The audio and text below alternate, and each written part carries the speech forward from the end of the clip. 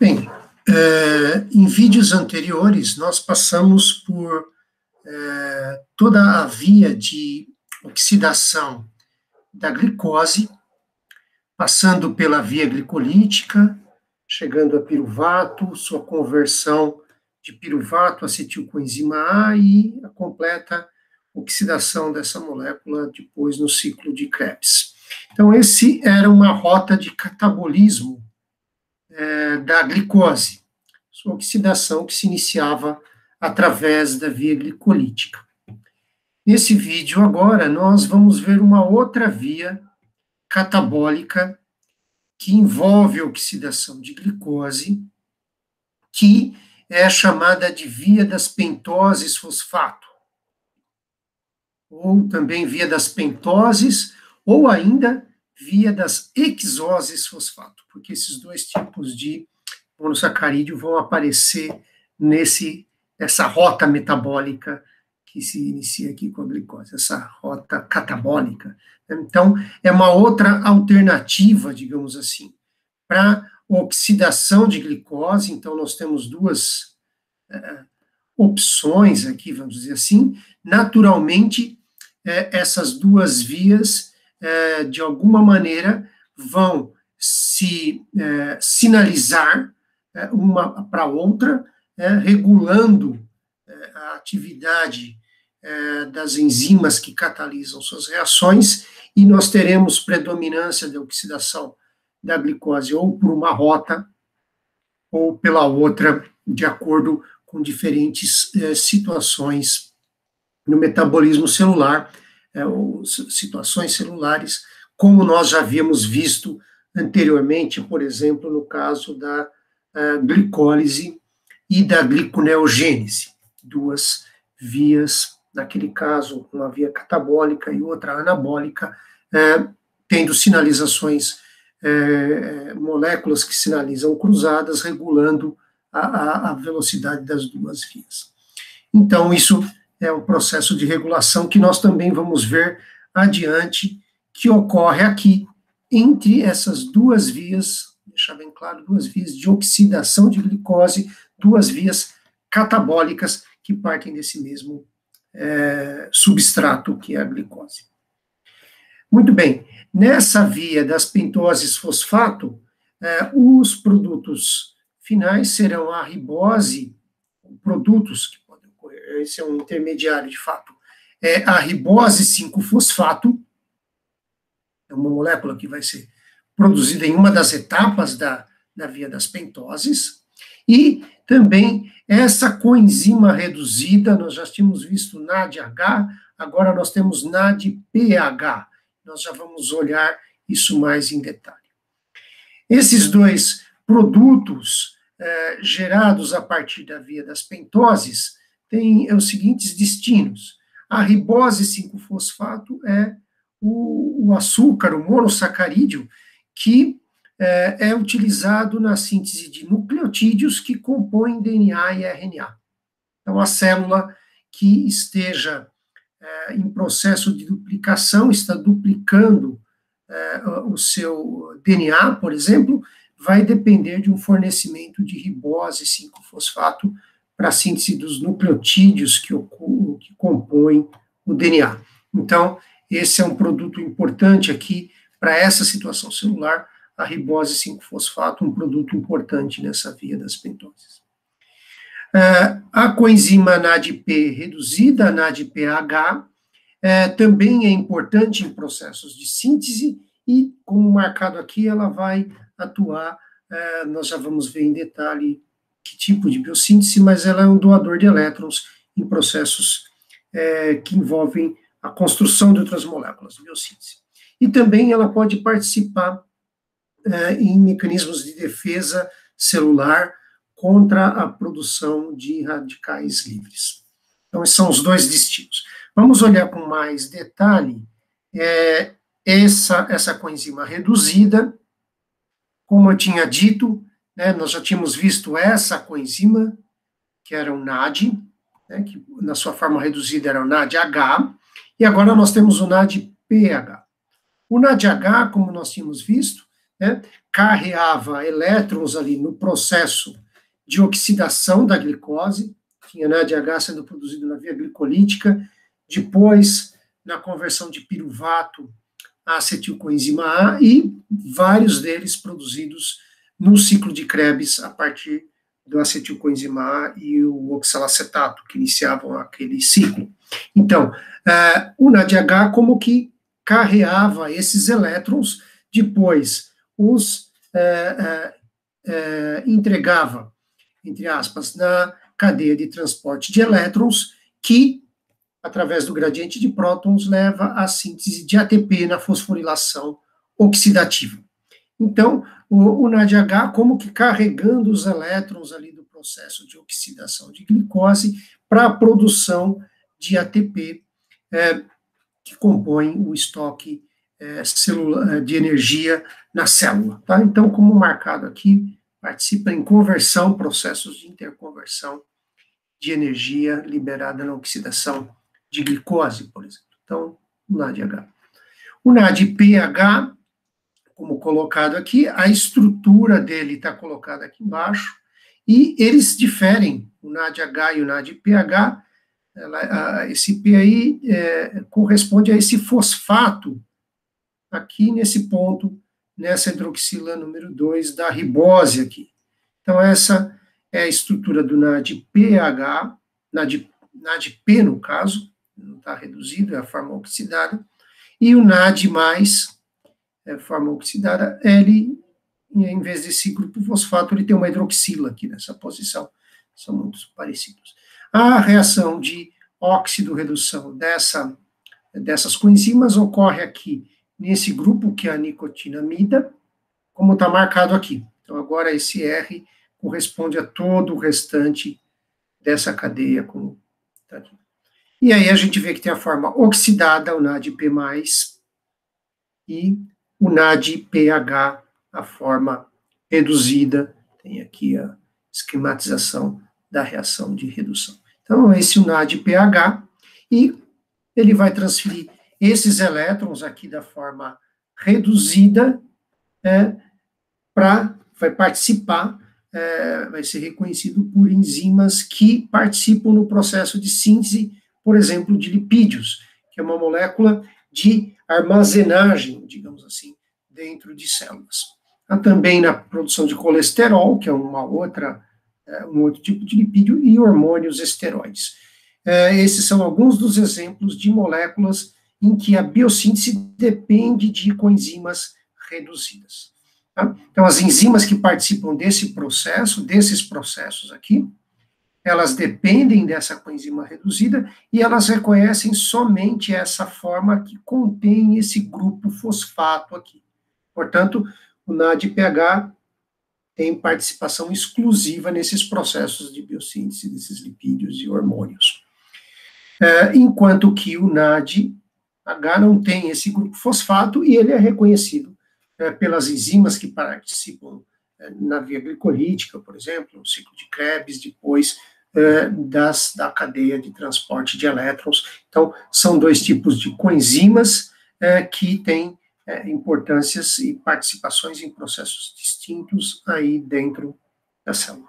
Então, vemos já de cara, nós tínhamos dois processos de oxidação de glicose e duas vias, ou a via glicolítica, começando com a via glicolítica, ou a via das pentoses fosfato, e esses elétrons do processo de oxidação vão terminar em dois tipos de coenzimas diferentes. Uma, que é o NADH, que está devotada à produção de ATP, estoque de energia na célula, e o NADPH, processo de biossíntese. Então, uma é usada para gerar energia, digamos assim, o outro para estocar energia, né, direcionar esses elétrons para o processo de estocagem de energia, por exemplo, na forma de lipídios. Então, já entendemos a glicose sendo direcionada nessas duas vias de oxidação em situações diferentes, né, para a produção de energia ou oxidação para coletar os elétrons para os processos de biossíntese posteriormente. Okay? Então, coletar energia, né, processo de oxidação, para ser transduzido interconvertido e estocado na forma de um outro metabólito, um lipídio, por exemplo. Acho que está bem claro já o contexto dessas duas vias e o contexto em que se insere a via das pentoses fosfato. Então, vamos partir agora exatamente para a via das pentoses, agora que já está colocado em que contexto ela se coloca, e partindo então aqui da glicose 6-fosfato, era o nosso ponto de partida, né? Então, glicose, nós vamos passar aqui, nós temos duas fases, desculpem, nessa via, uma fase aqui com essas 5 reações catalisadas enzimaticamente, que é a fase oxidativa, e depois, a partir desses dois metabólitos aqui, nós teremos uma segunda fase, que ainda vou explicar, que é a fase regenerativa, não oxidativa.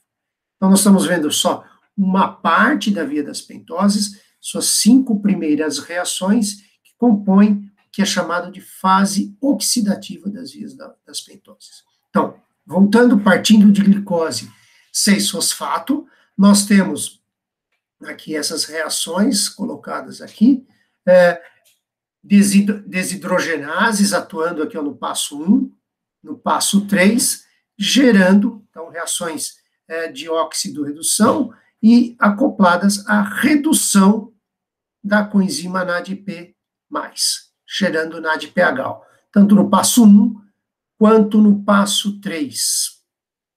O passo 1 é o passo de compromisso irreversível dessa via e será o passo regulado quando mais no final nós falarmos de regulação dessa via. Nós temos a etapa 2 aqui, ela não gera NAD, como vocês estão vendo, tá? Mas é importante naturalmente, e vocês notam aqui na etapa 3, onde eu já tinha chamado a atenção da produção da coenzima reduzida, que há uma descarboxilação aqui, um processo de óxido-redução acompanhado de uma descarboxilação.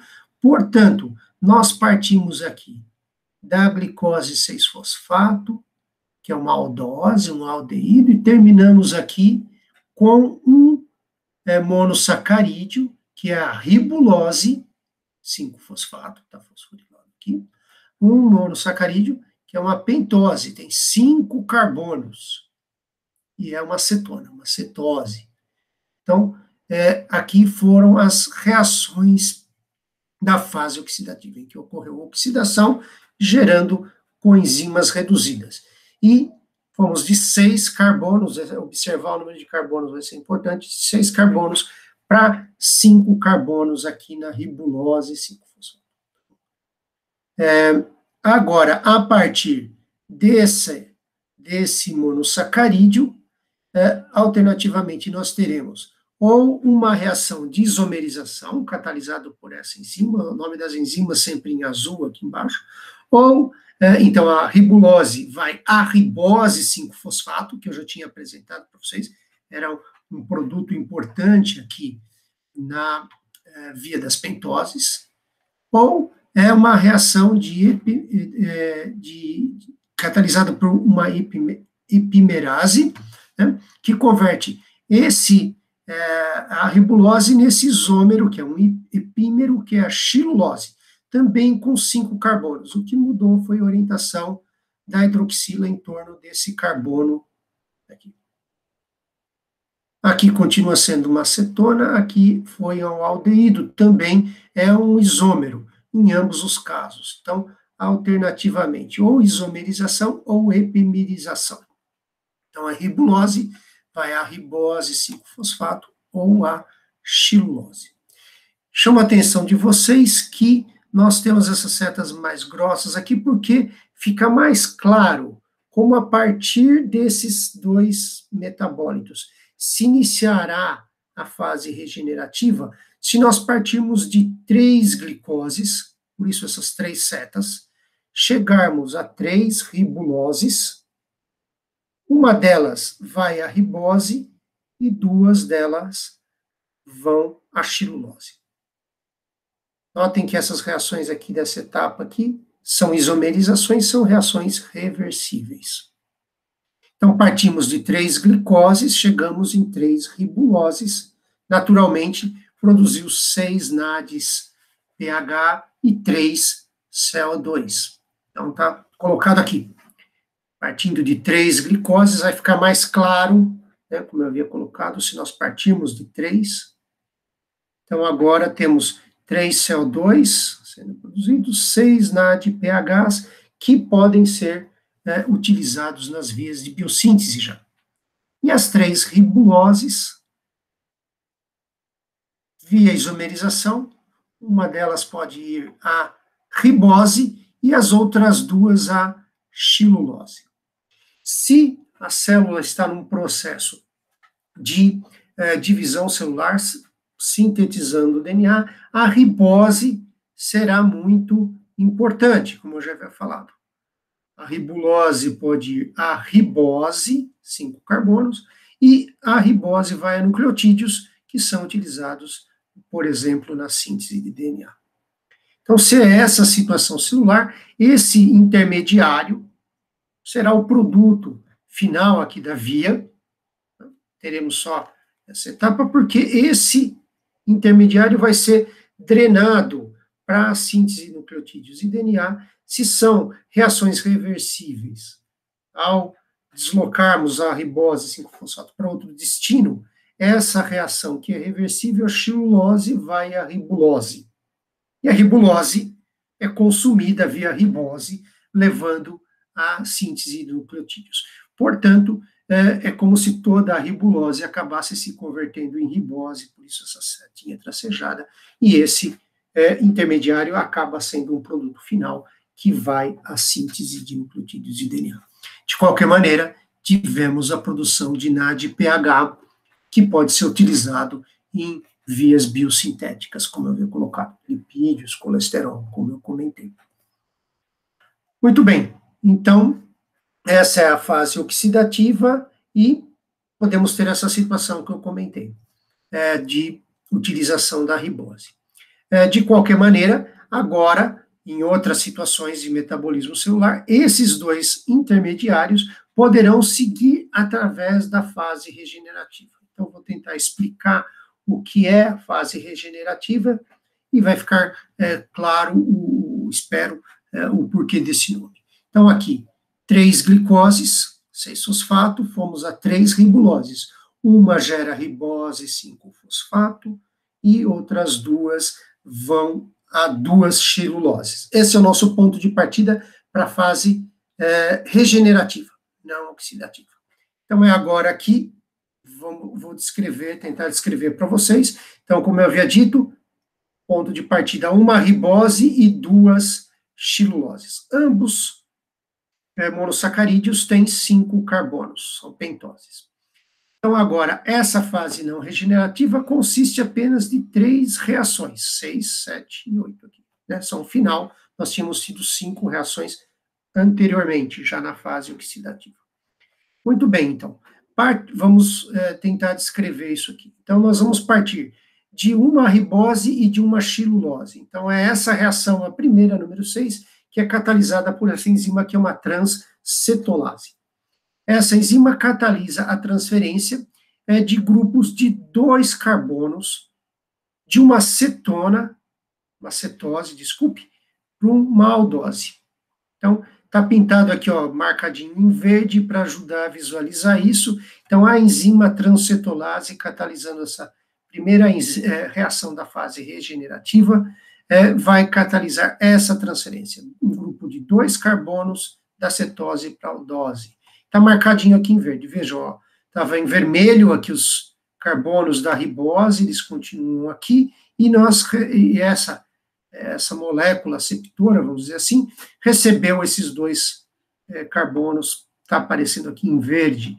Então, tínhamos 2 intermediários metabólicos aqui de 5 carbonos, transferiu 2 para um deles, nós temos agora um 7, a heptulose aqui, ó, continua sempre fosforilado, então com 7, esse aqui perdeu 2, ele vai com 3, é um gliceraldeído 3-fosfato, nós já tínhamos visto essa molécula na via glicolítica, isso é importante lembrar, e também na gliconeogênese. É um intermediário que é comum às duas vias. Muito bem, notem, importante notar que todas as reações dessa etapa não regenerativa, as 3 reações, são reações reversíveis. Muito bem, agora a próxima reação é uma transaldolase. E agora a transferência é de um grupo de 3 carbonos, da cetose para o aldeído, ou a aldose, desculpe. Então, agora aqui, 3 carbonos, está marcadinho em azul, tá vendo? Aparece, foi transferido para cá, estava marcado em verde, aqui, ó. Então, está em verde aqui, recebeu esse pedacinho para ajudar a visualizar que está marcado em azul. Então, tinha 3 carbonos aqui, agora com esses 3 temos um produto com 6 carbonos, que nada mais é do que a frutose 6-fosfato, que nós já tínhamos visto a presença desse metabólito lá na via glicolítica e na gliconeogênese. É um intermediário comum a ambas as vias. E ela pode se isomerizar, por exemplo, a glicose 6-fosfato.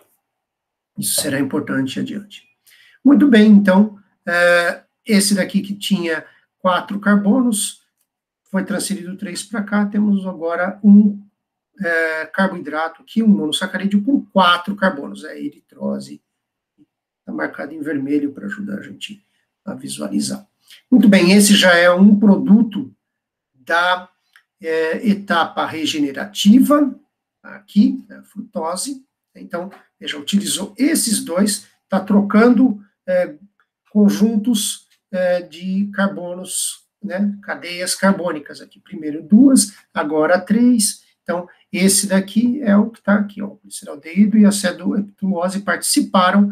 Parte dela continua aqui, esse continua aqui de 4, esse que tinha 3, ganhou 3, ficou com 6, é a frutose, esse é um produto, está marcado com cor diferente aqui para a gente acompanhar.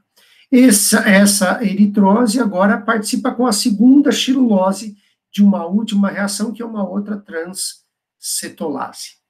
Então, transferência de 2 carbonos da cetose para aldose, está marcado aqui em verde os 2 carbonos que vieram. Então, esse tinha 4, recebeu, digamos assim, mais 2 carbonos, foi a 6.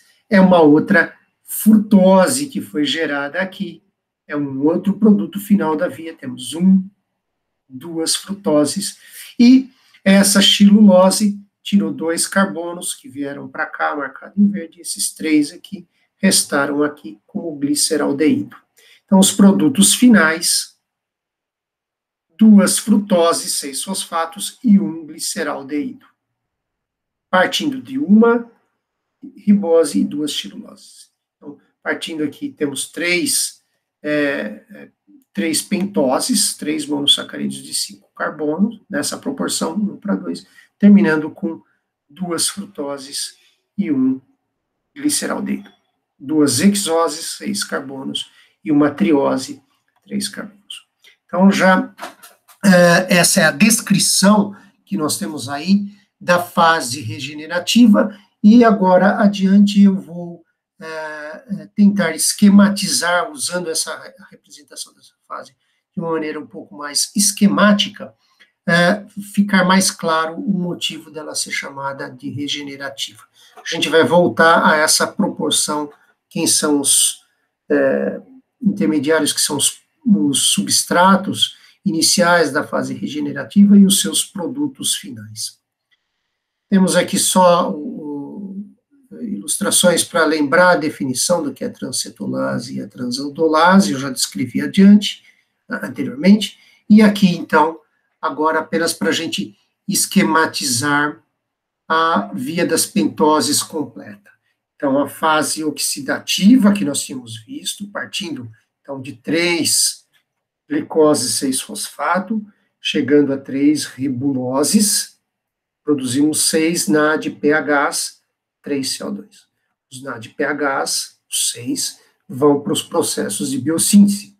As 3 ribuloses podem todas ser convertidas a ribose 5-fosfato, se esse intermediário está sendo necessário a síntese de DNA, nucleotídeos e DNA. Se não é essa situação, essas 3 ribuloses podem ir a uma ribose e 2 xiluloses. Então, essas 3 pentoses adentram a fase regenerativa, gerando 2 frutoses e um gliceraldeído. Então, vamos olhar agora esse processo. Então, essa é uma descrição da via completa, suas 8 reações. Vamos olhar agora ela completa, esquematizando de uma maneira mais esquemática, para entendermos essa etapa não oxidativa e esse termo regenerativo.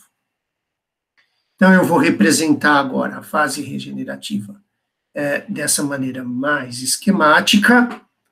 Nós partimos, dentro dessa etapa, partimos 3 glicoses 6-fosfato, foi a 3 ribuloses, e essas ribuloses se distribuíram como uma ribose e 2 xiluloses. São os pontos de partida, os metabólitos de partida da fase regenerativa, que tinha as reações catalisadas pelas transcetolases e transaldolase. Então, são os nomes que a gente tinha visto a estrutura ali anteriormente, descrito o número de carbonos, é a mesma fase não regenerativa, esquematizando aquelas trocas.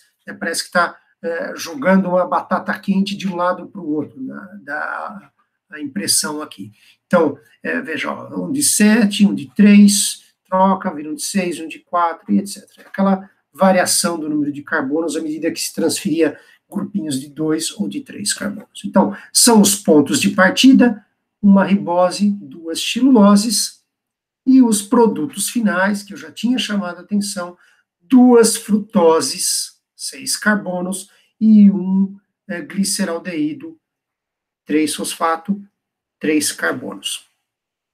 Mais esquematicamente ainda, 3 compostos de 5 carbonos eram nossos pontos de partida, havia aquelas trocas, aquelas interconversões, e o produto final, agora aqui em azul, 2 monossacarídeos de 6 carbonos, são as frutoses, e um de 3, que é o gliceraldeído.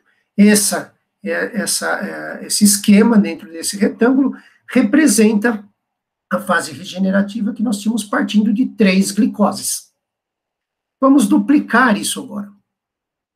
Então, vou colocar um outro esquema aqui, que é uma outra fase regenerativa, é o mesmo esquema, só está virado, espelhado aqui, mas são os mesmos números de carbono, também partindo de 3 compostos de 5, chegando em 2 de 6, e um de 3 aqui, que é o gliceraldeído. Então, isso aqui é uma outra fase regenerativa, partindo também de 3 glicoses.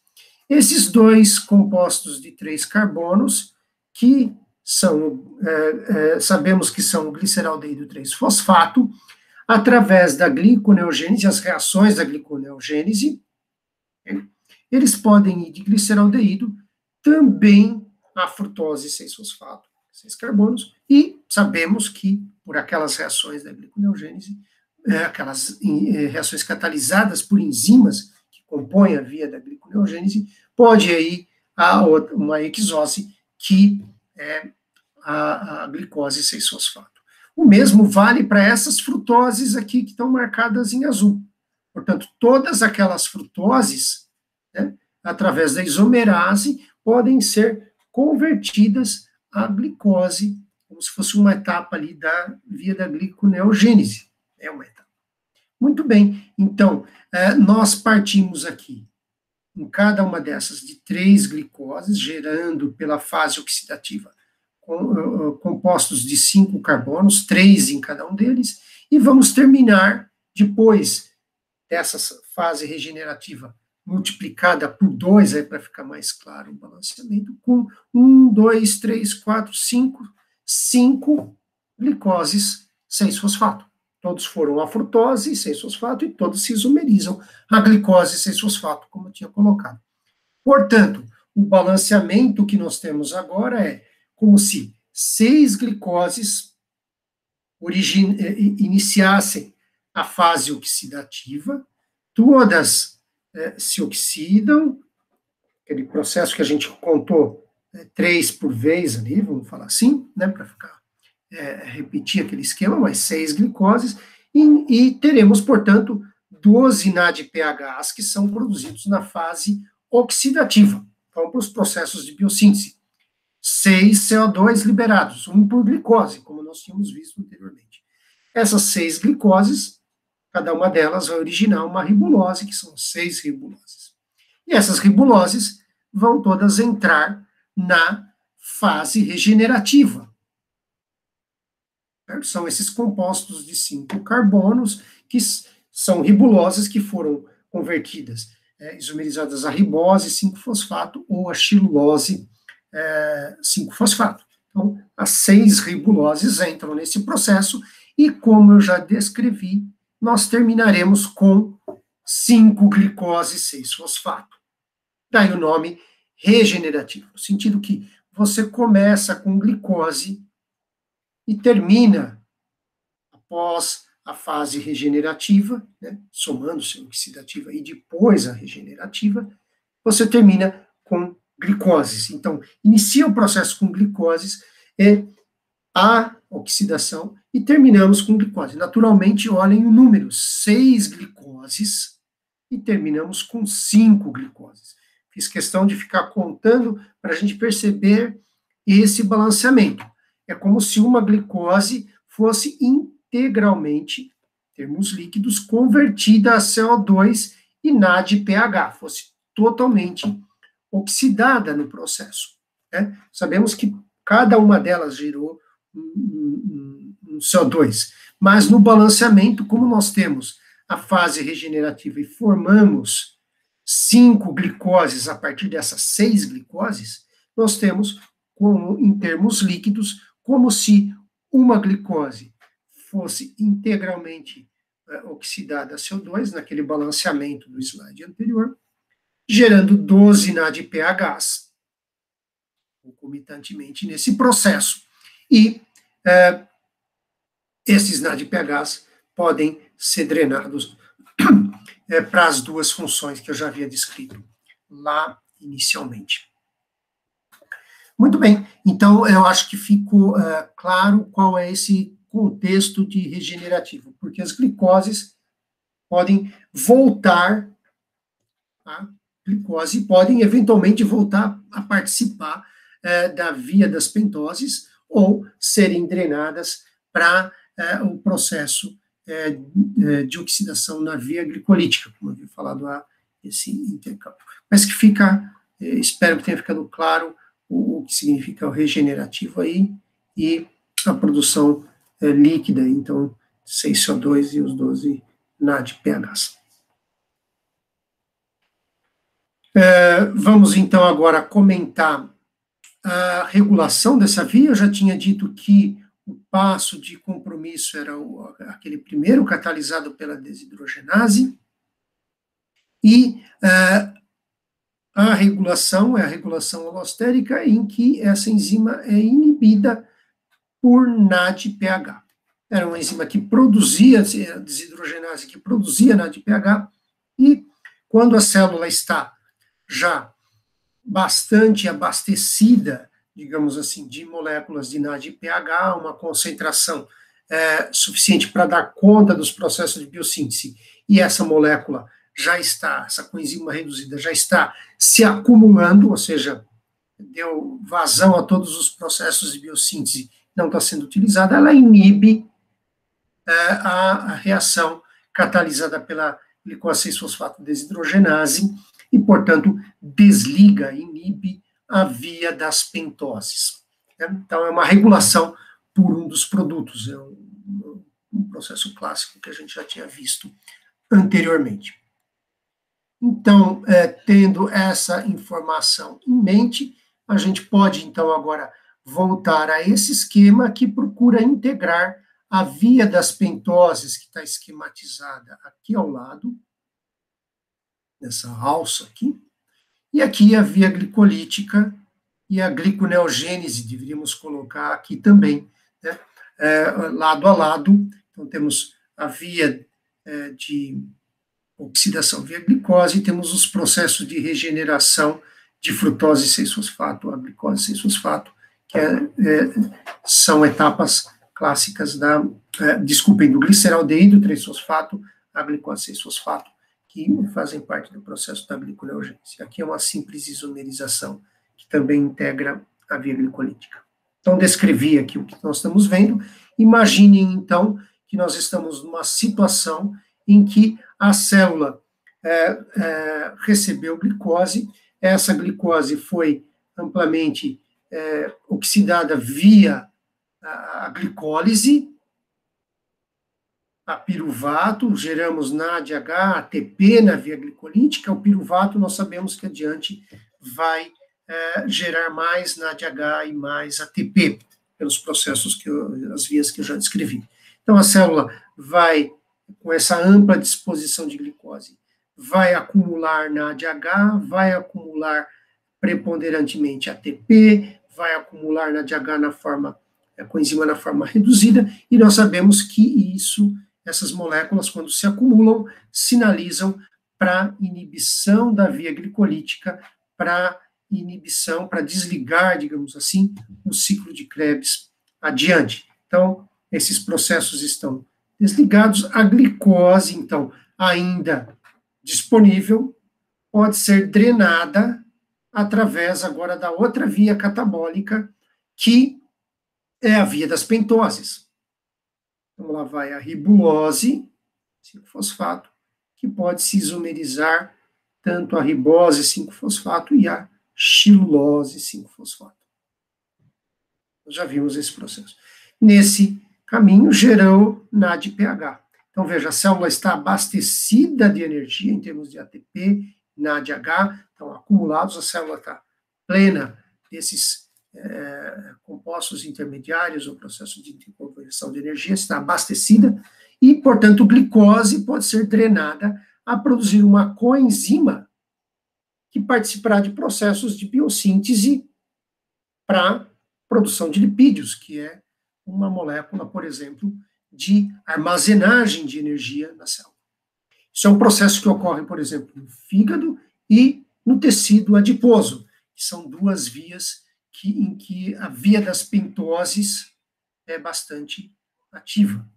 Então, agora a glicose, a célula abastecida de energia, a glicose passa através da via das pentoses fosfato, gerando NADPH. Se a demanda de ribose 5-fosfato, como eu havia comentado, drena nessa direção para nucleotídeos e DNA. Se essa não é a situação, esses dois intermediários participam da etapa regenerativa, que está representada aqui, indo a frutose 6-fosfato e a gliceraldeído 3-fosfato. E esses dois intermediários podem voltar à glicose, né? Lembrando aquele balanço, se começou com 6, vai voltar a 5, e essas glicoses, juntamente com aquelas ainda disponíveis, podem mais uma vez passar pela etapa oxidativa, gerando mais NADPH, que vai ser utilizado nos processos de síntese, por exemplo, de biossíntese de lipídios. Estamos numa situação de ampla disposição de energia, a glicose está sendo direcionada para gerar poder redutor, que será utilizado em biossíntese e armazenagem de energia. Esse é o contexto.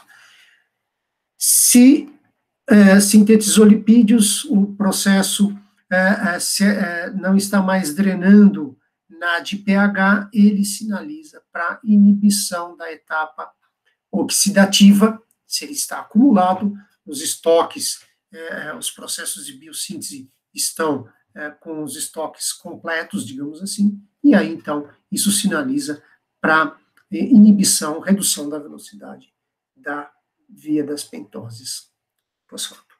Então, é nesse contexto que se insere a via das pentoses com suas duas etapas, oxidativa e regenerativa, e esses intermediários importantes, esses produtos importantes, a ribose 5-fosfato e o NADPH.